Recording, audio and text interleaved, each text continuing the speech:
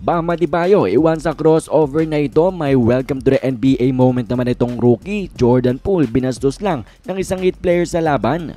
Wizards versus Heat, bagong pakulo ng NBA, first in-season tournament ngayong taon. Let's see kung maging maganda ang resulta nito.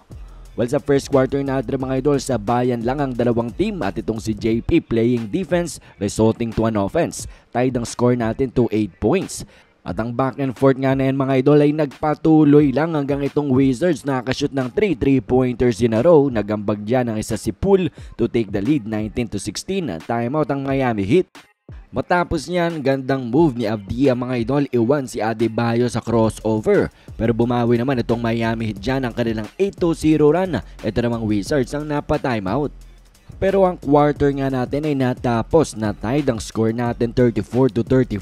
Salamat yan sa 6 straight points ni Kyle Kuzma at the end.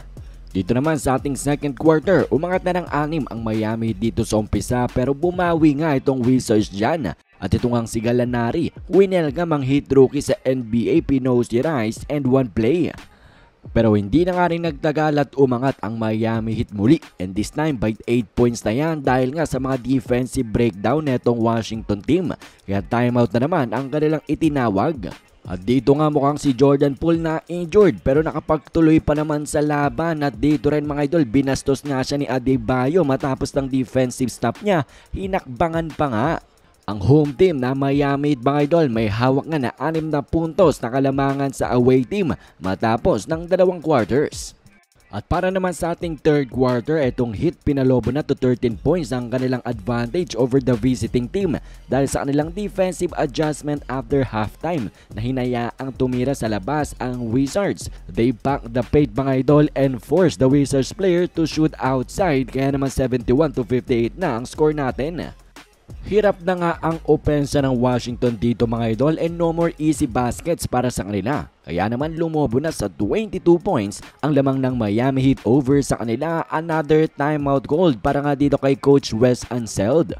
Sa huli nga ay may pa-quick burst pa of offense itong si Jordan Poole, 7 straight points pero binawian nga siya dyan ng Miami Heat to keep the lead to 20 points after 3 quarters.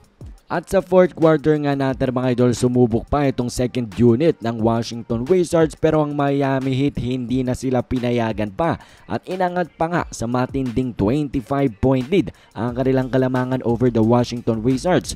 Kaya naman si Coach Wes Unseld ay ni-raise ng white flag, sumuko na mga idol at hindi na pinabalik ang kanyang mga starters. Jordan Poole may 19 points, 6 rebounds at 4 na steals in this game. Kuzma may 22 points naman. Para naman sa kabilang team, nanguna nga itong si Tyler Hero with 20 points, 10 rebounds and 9 assists.